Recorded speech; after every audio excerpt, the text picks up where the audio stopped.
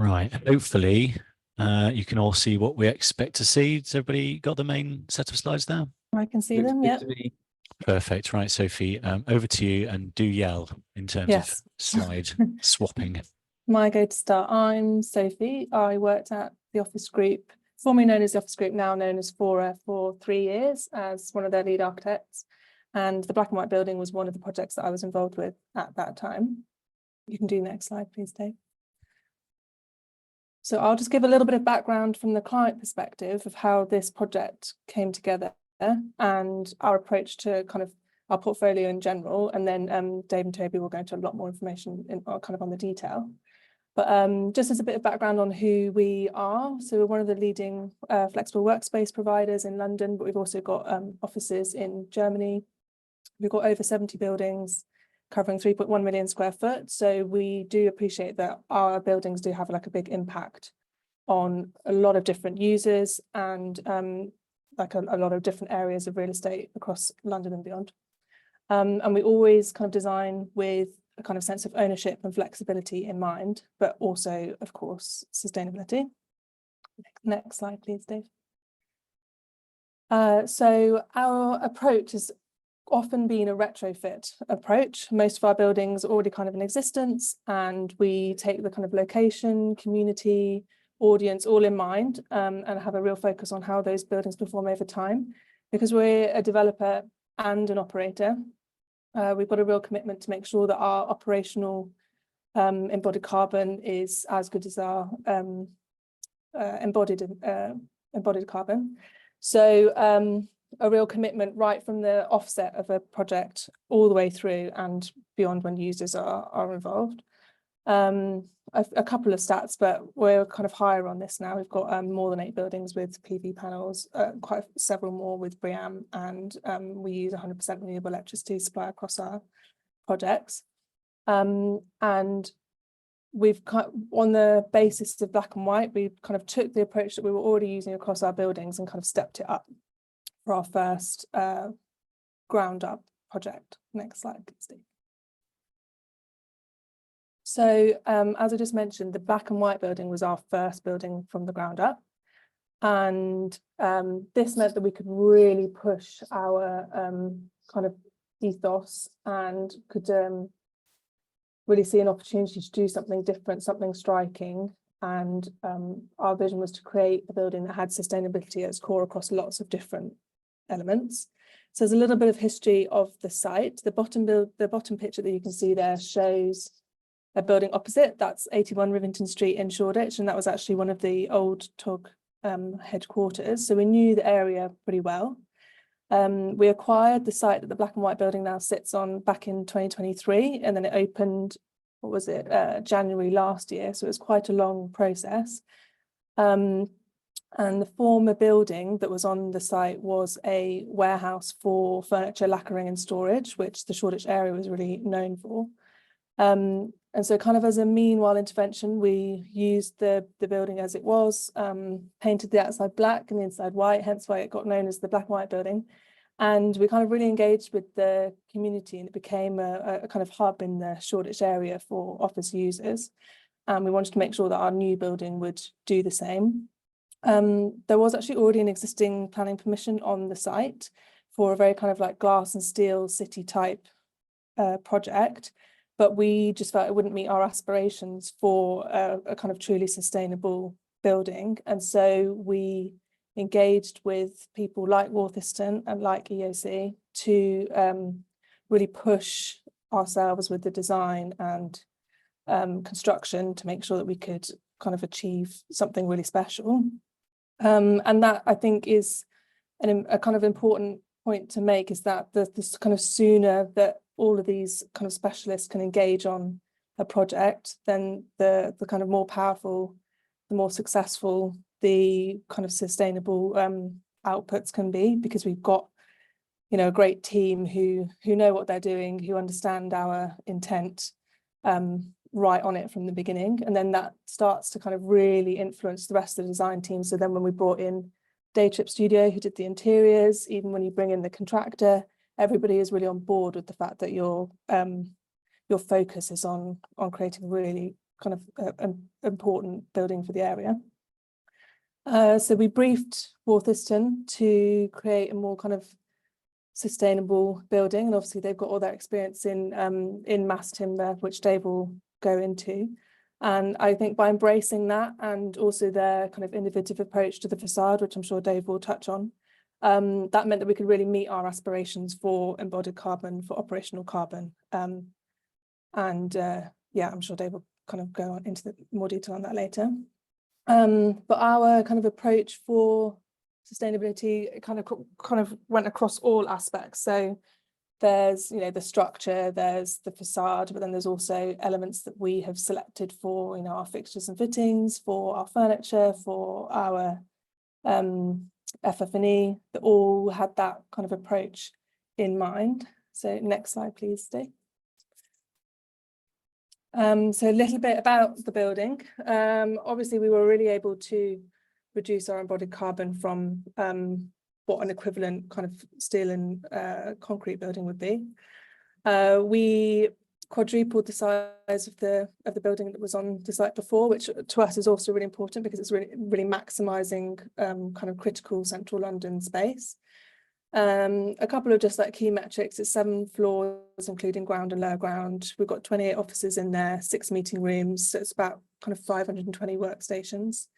But we did give over about 25% to communal amenity for the users of the building, and we've got nearly 3,500 square foot external space. So kind of all sorts of thought went into well-being for our users on a holistic level, including amenities that we included, such as the yoga and bar studio and lots of bike storage and that sort of thing. And a key kind of process for us was the furniture sourcing.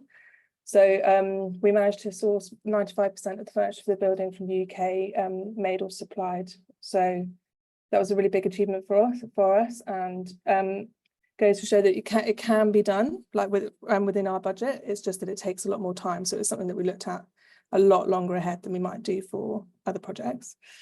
And I think you can kind of see from a few of the photos that are in here that the final product is a real kind of plethora of different types of timber. We've got obviously the spruce for the CLT, we've got the Balbucker beams and columns, we've got glulam on the facade glazing, and then we've got ash for the joinery, so that the kind of corner of the reception desk and the stools that you can see there, they're from ash. And we select that with the interior designer because of ash dieback, meaning that ash is in oversupply in the UK at the moment.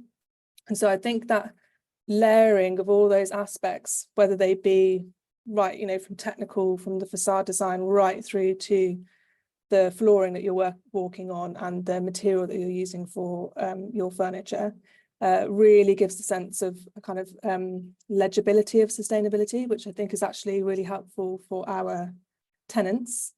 So, I mean, lots of tenants are becoming much more kind of clued up with certifications like BREEAM or LETI, and they're starting to understand and request those types of accreditations. But for the average person, they don't really mean anything, and they're quite kind of tricky to get your head around. And one building that looks like this could have the same rating as one of our other buildings that looks completely different. You know, it's not a brand new timber building; it's a retrofit building.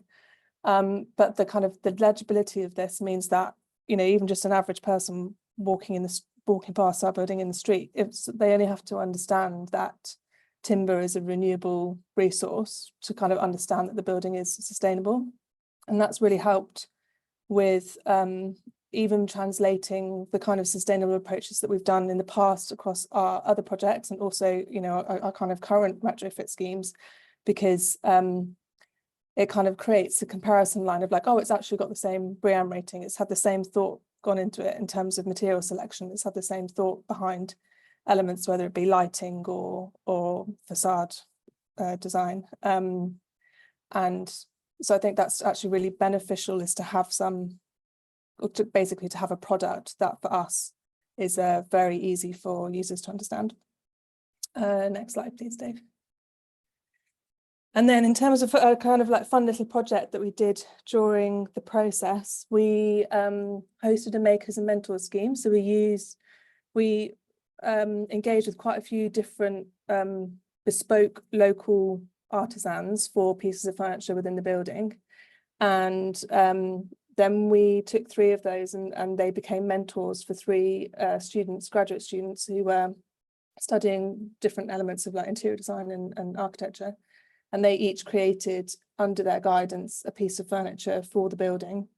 And again, that's just, I think if the kind of commitment to the process is there from the beginning, you can actually have some really fun, engaging activities throughout that, you know, create special pieces for the project that you otherwise wouldn't have. And for those 3 students that kind of were under the wing of the mentors, that's obviously given them, you know, the opportunity to work on a real project. They earned a bit of money, they can showcase their work, and you know, learn lots of different skills at the same time. So yeah, it's just a really interesting way to kind of make it more engaging, the whole process of the creation of the building.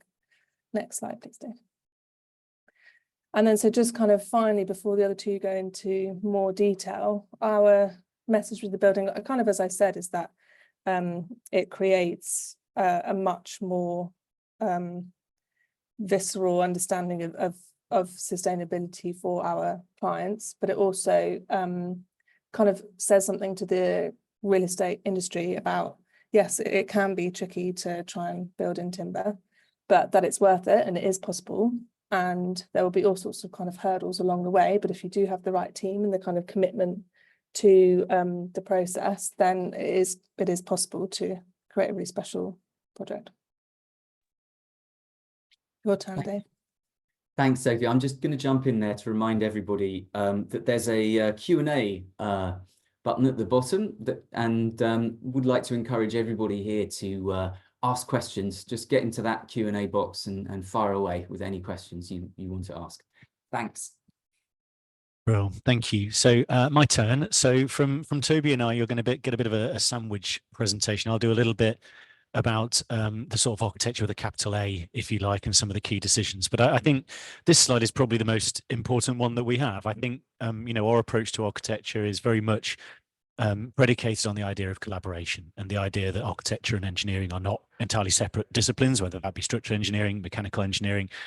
And I think it's also really true that a building like this, very much as Sophie has shared, has to be a collaboration with our clients as well, and with contractors and with people like that. And, you know, really important to emphasize that this was, you know, more successfully than any other project we've done, probably an incredible collaboration of engagement from a wide variety of people, not only limited to the people you can see on screen there. But this is just to give you a sense of the context of the building. So you remember Sophie mentioned a TOG HQ building, which is this one here, which is the back of Shoreditch Town Hall. We have Rivington Street, if you can see my cursor on the screen, around the foreground. The existing 3-storey building, which had benefited from lots of bits of extensions and ad hoc changes, and really had been used in the way that is the most sustainable way. It essentially worked to the point where it was likely to fall down. We had cracks in the brickwork, things like that. And it was pretty clear that, you know, the value of the site, the value of the asset, and the building that was on it were not matching, and therefore if we weren't going to rebuild it, then somebody else was. Interesting that this is only a couple of 100 yards from our office. You've heard Sophie talk really eloquently about the kind of desire of the office group to invest in their own community and not be seen as an extractive landlord, if you like. Little dotted yellow line here, I suppose, to prove that is that this is one of our other mass timber buildings. So this is a hybrid steel and timber, 3 stories of offices, 3 stories of residential, so a part of town that we know well. If you can get your bearings, this is broadly the same orientation. So we have Rivington Street again here. We have north to the bottom left of the image.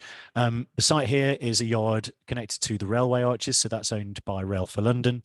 You can see that in essence, the building is landlocked on 3 of its 4 sides. So this narrow entrance here was all that we had. Another great story around the idea of off-site manufactured timber products and the challenges of construction that can solve. But I think also important looking at this diagram is to explain that The entirety of this northwest elevation couldn't have any windows, which is part of the reason for including this light well here to get daylight deep into the plan. And similarly, this short elevation here, this one here, which are represented by the big solid bits of yellow on this 3D diagram, also were not permitted to have any windows, and that will become important later. You can see that in terms of the more traditional plan and section here. So you can see that this is Rivington Street to the left of the image. You can see that a lot of the geometry of the building is predicated really on the site constraints that we have. So we can get light in some places, we can't get light in other places, but simple architectural devices like bringing the board to the center of the plan, which allowed us always to have people walking into the daylight, but also, as Toby will explain, really critical macro decisions here to make sure that timber structure and services can be effectively coordinated. So, you know, a core tucked away into the dark corner here wouldn't give us this opportunity that you can probably see of a sort of shallow bay around the core to distribute services, reducing the number of times that we cross timber columns, timber beams, I should say. Here you can see that in 3D, sorry, in a cross-section arrangement. So of course, no timber in the ground, mixing wood and wet, not always the most advisable thing to do. We have a basement because that was what was there in the original consent. Of course, it has a value. We'll talk a little bit about the carbon impact of that after a bit more technical detail from Toby on the structure. We have a small secondary basement room purely for sprinklers. But then, as you can see, everything from the ground floor up, coloured in yellow. The yellow not just for effect, that is all the mass timber. Just to back up some of those stats that Sophie shared, I'm very glad to see that we've got some of the same numbers. That's encouraging. But some of these here are really just about how we tell stories ourselves around timber to our clients. You know, some of the questions we get are, is it okay to chop down all this wood? Can we build lots of buildings in timber? And I think it's useful in a way to sort of give the slightly scary number. Yeah, that's 1,774 trees of two different species, primarily spruce and beech. And yes, trees take 30 years to grow to maturity to be useful for commercial lumber. But at the same time, what we need to be thinking of is, you know, no cabbage farmer grows one set of cabbages for a year, cuts them down, and then puts their feet up for 12 months. That would not be a successful commercial farming operation. And timber is very similar. So if we think about the way that the Black Forest is growing, millions of stems, all slightly increasing in their capacity at the same time, we think this is under an hour's worth of building, which I think is a helpful way to understand it. And I haven't counted the number of seeds in this stock image, but just gives you an idea of the amount of raw material. Wouldn't be surprised if we're getting on for 1,000 seeds in there. And that really is what we're talking about building our buildings from. When we build these buildings, we also like to make sure we share a little bit of data about, you know, contingent benefits. When we talk to our clients, it's often not about carbon because not all of them are as enlightened as Sophie and the TOG team and understand the need to sort of do above and beyond what is maybe in policy right now. But there are other really simple stories. The fact that it took us 32 weeks to drop the existing building, dig a hole in the ground and fill it back up again with grey stuff, and yet we're able to erect the whole timber frame in only 14 weeks.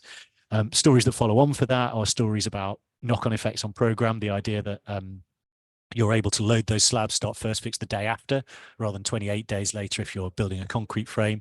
But also little things like the fact that we had a recording studio next door who insisted on quite significant sound monitoring. We're worried that this building was going to destroy their business. And in fact, the noise monitor for this, you know, piece by piece jigsaw erected with by 4 people at a time with lightweight handheld electric drills, that noise monitor only went off when they had their own party in their own sound recording studio. So it was a bit of a shock for the project manager, but kind of proved the point that these are quiet, clean, tidy, quick and effective buildings. And of course, this particular frame we built through COVID, so having only 4 people on site for that 14-week period was a pretty good bonus as well. Ordinarily, I would dwell a little longer on this slide too, but I think Toby's going to tell you a lot more detail about the specific structural choices. But I think the point to make here is that often we meet clients and consultant teams who say, can you make our building timber? And I think the most important thing is, as I hinted to on the section I showed you before, simply colouring it in yellow and quantifying the amount of wood you need to build a concrete building is not the way to deliver cost-effective buildings. Sophie will know that we weren't given a pass. There was no open checkbook. There was no timber at any cost. It had to be a cost-effective and deliverable building. And some of the amazing things about this particular material, LVL, that Toby will tell you about shortly, were that it is more expensive per cubic meter than what we might expect in glulam, But what we got were significant reductions in section sizes. So what we're getting is a lot less wood to buy, even if that wood is more expensive. So we got on the capital cost of that to pretty much parity, but it gave us other things which you really need to design early in your project. So we were able to get space back for Sophie and her team to sell, to pay for the building, which is a undervalued, I think, component of using a more expensive and more space efficient material. But we were also able to get the top finished floor level under 18 meters. Now, look, yes, there are more challenges delivering timber buildings above 18 meters, but in really simple terms, all the boring nuts and bolts of an over 18 meter building that add cost can be avoided. Secondary power supplies to lifts, all those sorts of things. So these are really important considerations in exactly what timber technologies we mix together. At the same time, we wanted an architecture that was inherently sustainable. We didn't want to just design our favorite shape or pick our favorite color in order to deliver the architectural experience of the building. What we wanted to do was layer up really important architectural components to create that architecture. So you'll remember we could only have windows in certain places. That means that to get really great daylight and to share the timber on the outside of the building, what we needed to do was pretty much put the glass wherever we could put the glass. Now, rather than adding significant layers of solar control coating, there are some solar control coatings on this. What we wanted to do was have something that was more sustainably driven. We didn't just simply want to add more carbon and add more chemicals and make it more difficult to replace our glass and recycle it in order to solve the problem that arose. So what we did was we proposed a solar control shading system, solar louvers on the outside. But there were two important things we wanted to do. We wanted to use the absolute minimum amount of material. And we wanted to deliver that in a way that as well was eloquent of what we were trying to achieve. Now, Toby will tell you about the material choice, which is a really interesting one, but this is about the way we designed it. We used the heliodon data that's freely available about the path of the sun. We mapped on the shadows of adjacent buildings and the level of heat. So here is the north elevation that were hitting the facade from the sun, and essentially wrote a grasshopper script to sort of push and pull the levers about the spacing and depth of those louvers. Here you can see those louver depths abstracted into, I think there are a total of 8 different louver sizes around the building. And when you see that in the 3D model here, you can see the more opaque parts of the building with slightly deeper louvers, where there is a greater instance of heat upon the facade and less material lower down. Here you can see the way that layers through the facades and how that was abstracted into different treatments to different elevations of the building. And of course, none of that works unless we really carefully pull it together. Again, more details come from Toby, but essentially what we have is what we call an architecture of sufficiency, not creating less high quality buildings because we have to be sustainable, but simply using exactly as much material as we feel we need to deliver the best quality building that we think we should. So I'll hand over to Toby at that point to talk a little bit more detail about the structural engineering. I will be back to do a quick whiz through of what we learned about the carbon impact of the building. But just for now, over to you, Toby. Thank you, Dave. I'm Toby. I'm a director at Eckersley O'Callaghan. I'm going to take you through some of the structural engineering aspects of the building, and then I'll talk about some of the timber aspects of the building envelope after that. So thanks, Dave. So here's the rendered view of the structure, both the full building on the right-hand side and a section cut on the left-hand side. So the building is fully timber above ground floor level, with the exception of some steel work within the connections of the timber elements and one bay of steel bracing that we tried hard to avoid, but I'll talk a bit about that in a minute. Below ground floor level, the building is all concrete, and for the purposes of our timber talk today, I won't talk too much about it, but it's a basement structure. Concrete is fairly inevitable, and although we did all the things that we could do about cement replacement and things in the basement, it kind of is what it is. It has a piled perimeter and deals with a lot of boundary conditions, both to a railway on one side and neighbours on the other side. Above ground, the building is primarily a framed structure, so columns and beams rather than wall panels. On a couple of the boundaries, both to the railway and to two neighbours on either side, we have CLT wall panels that are a panelised construction rather than a frame construction. We have CLT floors and we have a CLT core. You can begin to see in the rendered view some of the kind of colour differentiation between the frame, the beams and the columns, and the floor panels and the wall panels, and we'll talk about that now. Thank you, Dave. So the primary frame is made out of a product called Baubücker, which is a beech LVL product. So beech, a hardwood, cut up into thin layers about 4 millimeters thick, glued back together. I always think of it really as a kind of thick plywood. And you can see fairly regular in its layers, really actually quite a pretty product, and a different color. And in the past projects, we've used it probably on about 5 projects now. That change in color between the hardwood and the softwood, the change in grain between the LVL and a glue lamp product or a CLT product, has always been part of the kind of visual appeal to us and to the architects that we've worked with in breaking up the kind of overall timber vibe of the building. Thank you, Dave. As an engineer, it has some properties that are really quite appealing. It has some negatives too, which I'll talk about, but it's 2.9 times stronger as a GL75 product. It's 2.9 times stronger in axial compression, tension, and bending than a glue lamp softwood. It's stiffer too, not quite as stiff as it is strong, and it's denser and it's harder. But where you can use it, where you're maximizing the full strength that it has, using it where you're not governed by deflections or vibrations, using it in examples where it's governed by strength, it's really appealing, and it leads to a more elegant frame. And we think a frame that is more in keeping with the dimensions that you get in a steel frame. So next slide, thank you, Dave. So here's a view of the frame at the top. The frame is pretty consistent up the height of the building. So we end up with columns approximately 300 by 300 all the way up. They're actually slightly rectangular, but approximately 300 by 300. The beams are 600 deep, 300 wide. And actually, you can see here quite an elegant frame, and certainly more elegant than you would get in a glue lamp softwood frame. We'd end up with bigger beams, we'd end up with bigger columns. Thanks, Dave. We did a few things from an engineering perspective that tried to improve the timber frame, tried to get it in some ways as close as we could kind of get to a concrete flat slab frame. It was always designed purely as a timber frame. We didn't look at any other material options for the building. And I think that enabled us to get the best we could out of the timber. So a few of the kind of little tricks we did. Facade deflections are quite key, and timber generally a little more flexible than other materials.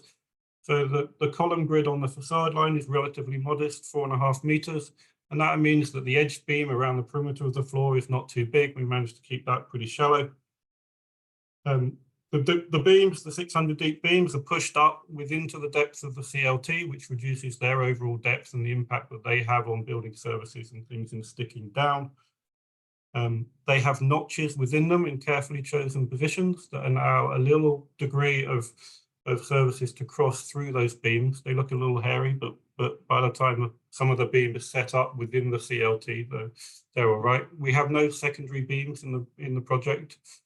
So services come out of the core and then can distribute freely up and down the building.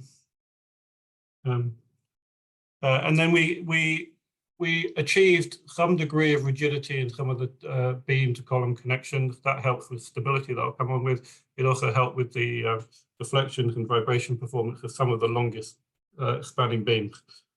The typical grid, it's about 6.2 meters across in the CLT span. Our longest span in the beam in the job is about 8 meters. Sorry, Dave, you can see top right in the last slide some of the connections. That's one of the connections designed by Hybrid and Ingenuity, their engineering partner. Generally, the connections use steel plates and through bolts, 20mm plates, 24mm bolts. Part of that methodology, a little bit of being able to unbolt these structures, and part of an end-of-life strategy solution. And the connections take advantage of some of that strength, some of that hardness of the Balbucker frame in order to pull off connections like this. Thank you, Dave. So the building core is fully timber, located pretty much within the middle of the building. And that's really a decision about circulation and about building services strategy coming out of that. It was actually one of the more interesting kind of technical aspects of the building that got refined as we went through the various design stages of the project. Below ground floor, the core is is concrete, and there's a very nice transition, or an interesting transition in the building, is you descend down the timber core into the concrete basement. There's a real feeling of change of materiality, actually a kind of climate kind of change as you move into the kind of slightly cold and dark and damp kind of concrete basement, having come down from the timber world above. That's an interesting moment. Thank you, Dave. So yeah, we felt in design terms that we were kind of on the limit really of what we could achieve with a timber only core. And there were certainly considerations within the design about whether we could make that work and whether or not we needed to do something different in the core. The building, I mean, it's not that tall. The site dictates a kind of narrowing of the floor plate just to the north of the core. So it meant that the front elevation, the street elevation that you see most in the pictures, we really wanted to keep that free of bracing and stability. We didn't want to compromise that because the rest of the building is built out of timber. But that narrowness in the floor plate made controlling the deflections on that front elevation pretty challenging. That led to this one bay of steel bracing that's located just to the side of the core. And also ultimately, through refining the design, Ingenuity were able to get sufficient rigidity out of some of the beam to column connections at that front elevation, and we got sufficient rigidity out of the connections within the floor diaphragm that we were able to control those deflections on the front without compromising that front elevation. Thanks, Dave. So the kind of mid-construction shot and then the final completion shot, certainly from an engineering perspective, that moment on the left there with the full frame up, it always seemed to glow. It was a very satisfying moment. Attracted a lot of attention from passers-by. It was a very high profile kind of project within the area. Lots of people stopping to look and interested in it. That was great to see. Thank you. Dave will go on and talk in a bit more detail about a full life cycle carbon analysis. This is the structure only kind of values early on. So even putting cement replacement into the basement construction, over half of the embodied carbon is then within the basement. So the building does a lot in terms of reducing carbon above ground. It is still compromised, I guess, in achieving all that it could achieve by the basement and the central London need in terms of maximising the space that you can have on a very expensive site. So building envelope. Thanks, Dave. We'll just keep moving. So the facade is made up of 3 layers. A layer of timber mullions, effectively. A layer of glazing, and then a layer of timber shading fins, which is probably what I'll talk most about. And those 3 things come together to form the envelope as a stick system. The design decision was really a debate between a traditional aluminium mullion system and a timber mullion system. And really they were like for like. They're pretty similar in performance, pretty similar in size. I think actually we managed to achieve slightly smaller mullions with the timber system than we did with the aluminium system. And in keeping with the the desire to use wood where we can in the project, we naturally went for a timber system on the right and used a Ryko system. Next slide. That proves to be quite a kind of easy embodied carbon win, really. As I said, they're basically the same kind of system. You get the timber appearance of 1 and you get a 40% reduction in embodied carbon if you take the whole facade as a system. So we were pleased with that, and I would certainly advocate trying to do that again.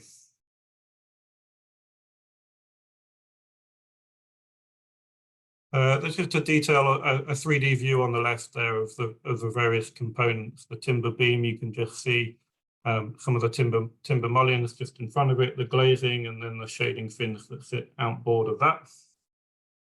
Thanks, Dave. And then some views of an image of it coming together on site on the right before the glazing is put in. So those are the timber mullions you can see. and they all sit outboard of the primary structure. So the primary structure is all internal of the facade in that respect. And then a detail on the left about how that all comes together from a facade detailing perspective. So Dave talked about this already, really, the shading fins responding to the soda radiation analysis. So we have deeper fins higher up the building where we get greater solar radiation, shallower fins lower down the building where the building is naturally more shaded by things around it. There's the mock-up. There was a lot of consideration given to the choice of timber used for the shading fins. Certainly aware that there's some relatively unsuccessful uses of timber in facades around the world, some that don't age particularly well. So we took a lot of care in selecting the type of timber that we would use, both the species and the treatments that it would receive. So this is a graph like summarizing a lot of the considerations that we looked at and a lot of the timber species and things. And we ended up going for a thermally modified tulip wood, mainly to do with its dimensional stability and its durability, but certainly also a liking for its appearance, in this kind of dark chestnut type appearance. Tulip wood is imported into the UK from the USA, mainly grown in the eastern part of the USA. And it's a fast growing timber, and actually in the current market, it grows faster than it's being harvested. So currently it's a sustainable timber source, and they're trying to find greater uses for it as a product.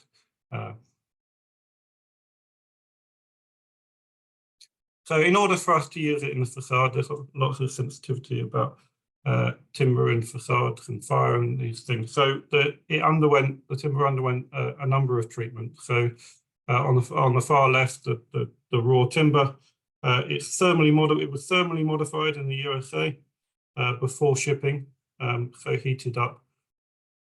It was then machined, shipped to the UK, machined in the UK, and then had a fire treatment impregnated into it before being finished and erected in the building. That was all quite a long process. So there was a lot of planning involved in that, a lot of development time, mock-ups, part of that, fire testing once it was impregnated. So that was quite a long process for everyone involved.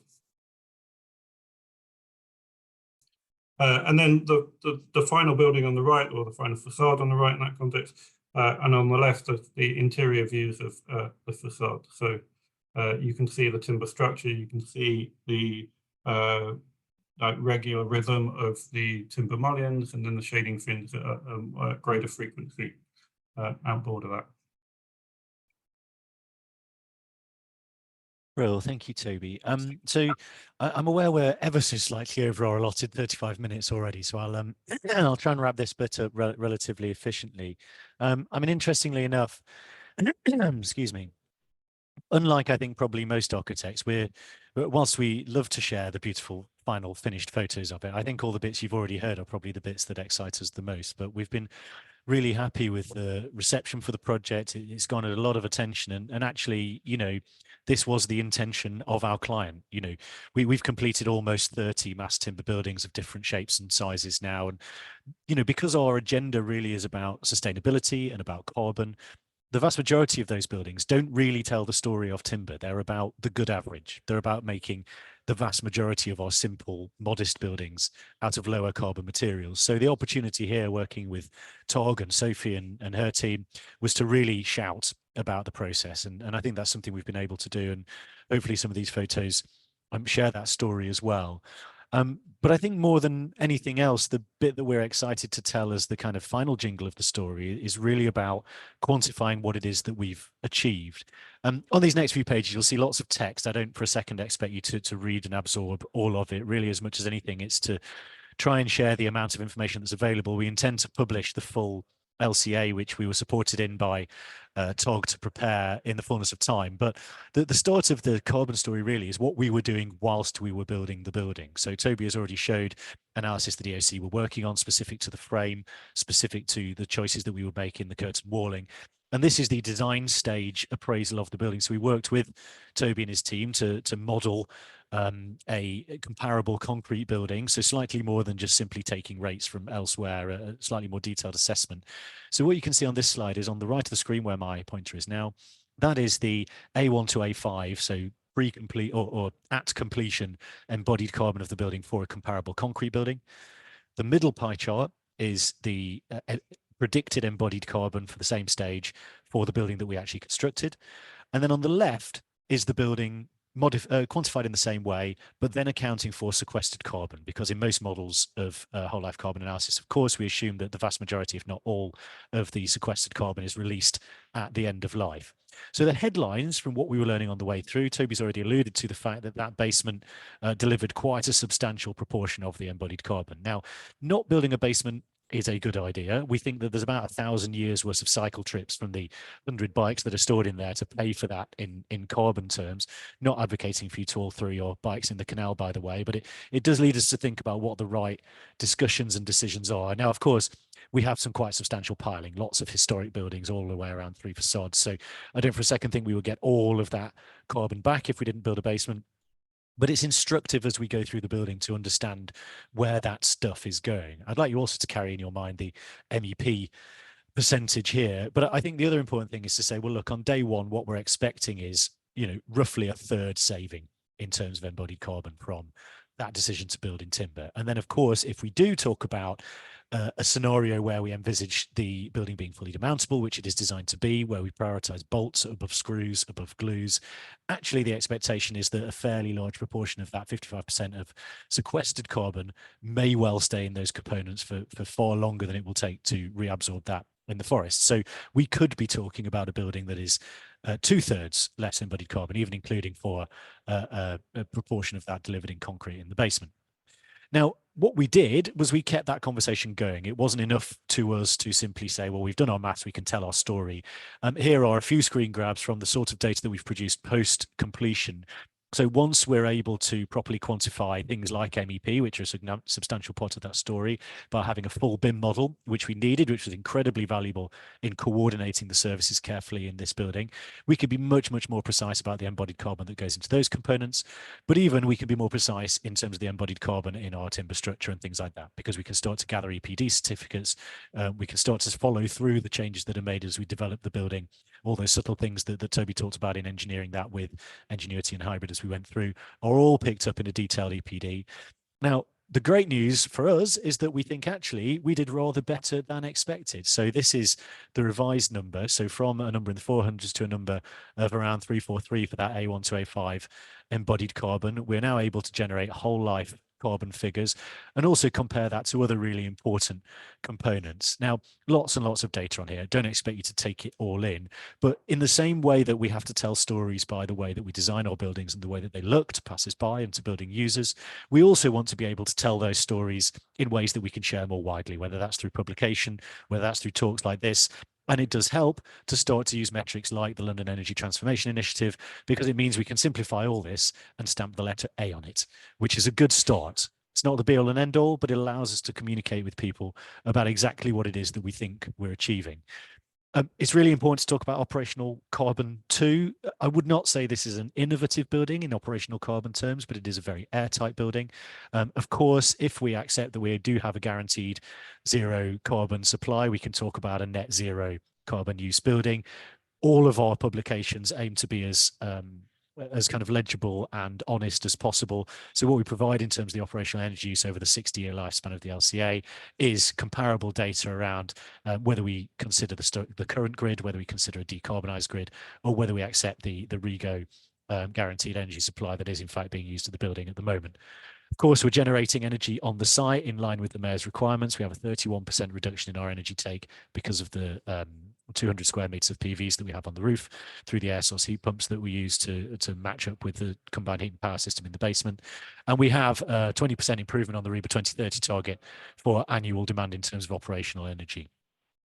We also, in the document we'll publish, rely on guidance published by the TDUK and by others to talk in a slightly different way about sequestered carbon and what happens in stage C and stage D of the whole life carbon assessment, and predicated on a bespoke assessment of how much of this timber we expect to be demountable and how much of it we reasonably expect to go into other durable long life scenarios. So that's what these graphs look like. We have a simple story of saying there is X amount of biogenic sequestered carbon in the building on the day that we complete. We have emitted energy to create that building as well. In stage B, we want to be really clear and precise about the fact that we will cause more embodied carbon to be emitted during the use of the building. So we will replace a roof membrane, say, after 20 years. We may replace significant elements of plant after 40 years. And then, of course, what we'll do is we'll emit quite a lot of that sequestered carbon when we demount the building, but we might well then reclaim some of that sequestered carbon and change that overall embodied energy statistic downwards if we then put those significant elements into other buildings. We are currently working on a 4-year program funded by EU Horizon called Wood Circles, which talks very precisely about building that ecosystem for reclaiming and repurposing mass timber and other timber products.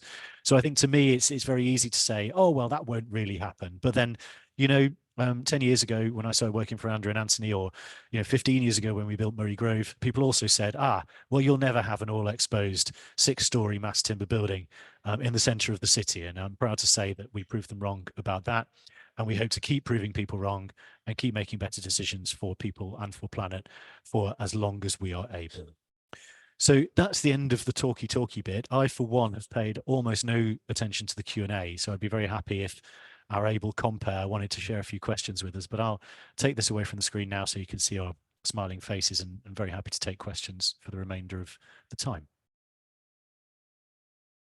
Well, thanks so much. Thanks so much to all of you. That was a fantastic presentation. We do have loads of questions, some of which I think were answered by your last couple of slides, actually, Dave, and some of which have been sort of answered just in the Q&A panel as we go. So if you have asked a question, just do check that it hasn't just been answered by the panelists. But yeah, there's I just wanted to come back to you, Sophie. You touched on this, I think, right at the start, but just to go back to your attitude, I suppose, as a client towards timber, and what was it that sort of appealed to you about that use, and I suppose on the flip side, whether you had any concerns that needed reassuring.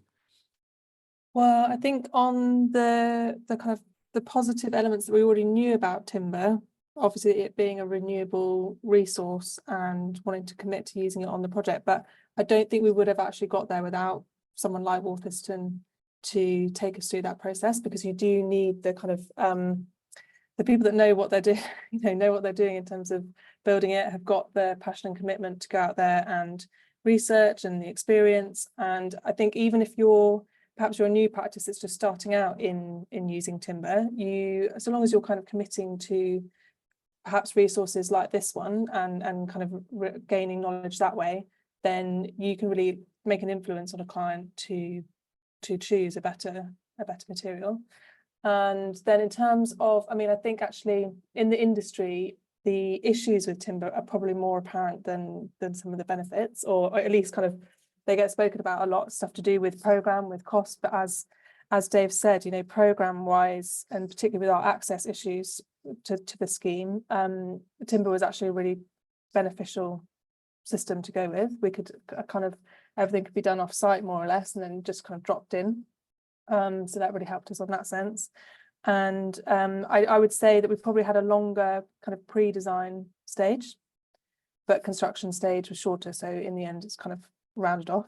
And then in terms of cost, yes, we did spend more on the timber than we would have done on a different system, but then we have exposed more of it than we perhaps would have done, because it's really beautiful. Like, why would you put a ceiling up when you have all that lovely timber? So there are actually offsets when you look at a project holistically that make it beneficial, and also the rate that you can get as an operator off the back of a kind of a more obviously sustainable building. Is that something you're finding more and more that sustainability I suppose not just sustainability, but sustainability and the sort of biophilic, the aesthetic, where kind of where aesthetic concerns around materials sort of meet the sort of biophilic and healthy kind of concerns around materials. Is that it's a premium? Yes, and healthy would be a good word. I mean, well-being has definitely post-COVID become much more of a requirement from a lot of our tenants. It helps attract, staff for them if their space is a kind of healthy space to work in. So that's definitely something that we've seen from prospective tenants. Mm. And for some it will just be a checklist. They have their own targets to meet in terms of sustainability, and they can do that by renting a space in a building such as this. And then for others it's much more about their own kind of ethical, moral standpoint on it. Mm.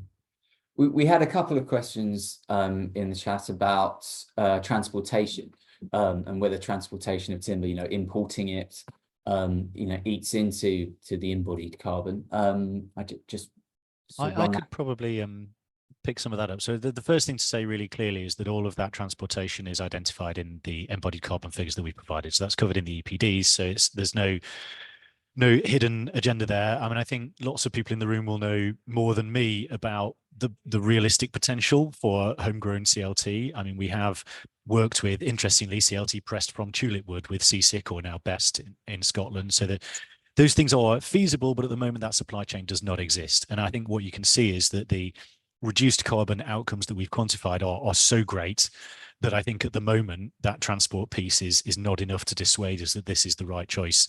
I think what people forget is, if you buy one of our buildings at Dalston Lane, we quantified the number of site deliveries to deliver the frame and the party walls all in CLT. We had an 80% reduction in site movements. People forget that we don't make concrete frames by a shovel and a cement mixer as you might lay the slab for your house extension. We have hundreds of little journeys back and forth from a factory in Essex or whatever. So other materials are not zero transport. They're actually thousands of little white vans with thousands of bits of metal or whatever, plasterboards in the back of the truck. But I think it's an interesting one to talk about in terms of the choice of hardwood for the external facade.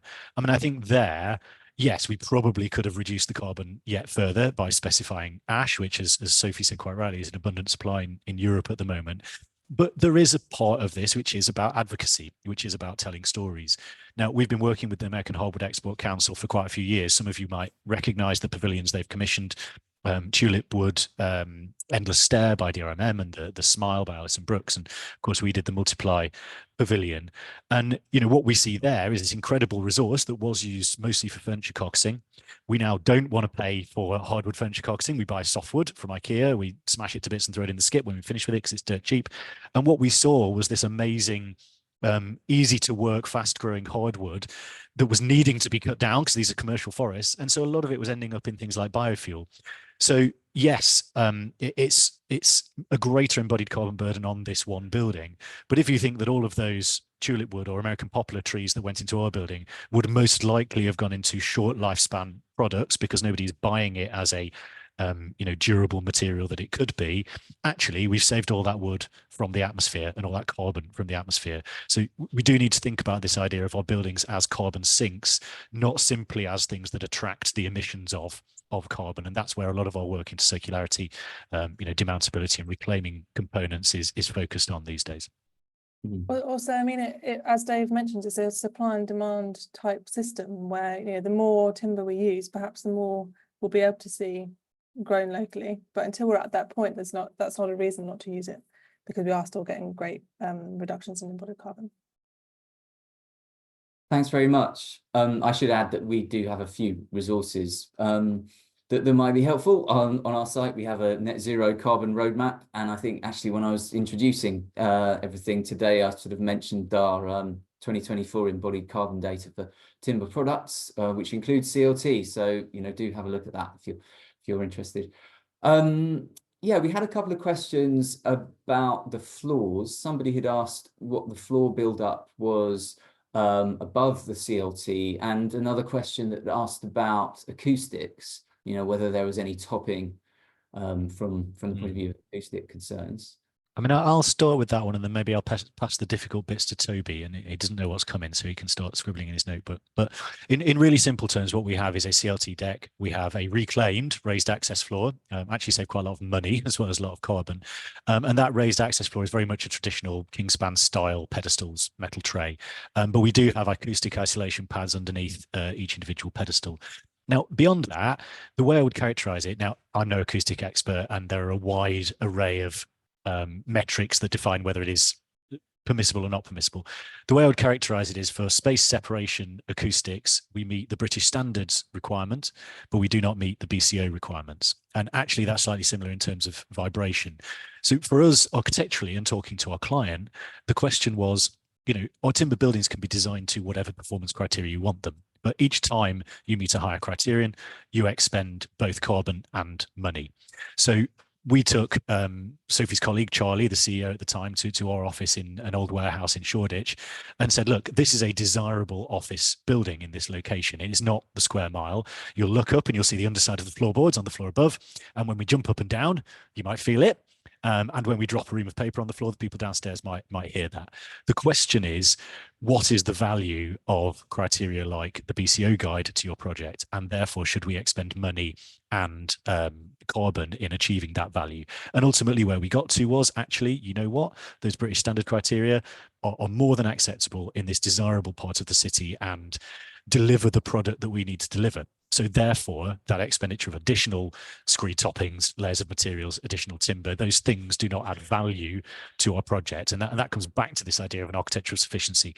How much building is enough building to be durable and flexible enough and to give the quality of accommodation that justifies the expenditure?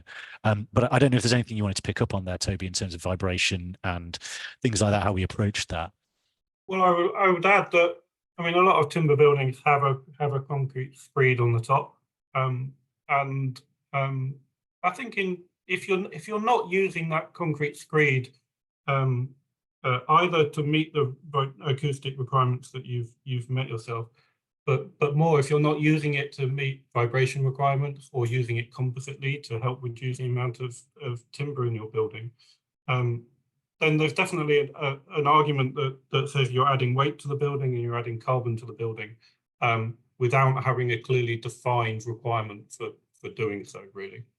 So I think the black and white building is nice in not doing that and working with the client to understand what that means and not unnecessarily putting a wet trade, a slower construction methodology into the building. I think I was going to say, actually, Toby, that's a really good point to build on, which is, of course, when we start to add wet trades, not only do we have the problems that brings inherently, but we also reduce our ability to reclaim usable components. You know, not only because we have to smash things to bits, which maybe are bonded to the materials below them, but actually even just in terms of finding any failures. You know, buildings will, you know, water is insidious. It will find its way into buildings. And if we have to start smashing up bits of screed that damage the materials below them to find any things to solve, we're going to solve them later, which is going to be more problematic, but we're also going to cause damage on the way to finding them. So there's quite a few interacting reasons not to be pouring wet screeds on top of timber, unless, as Toby says, we get an incredibly efficient solution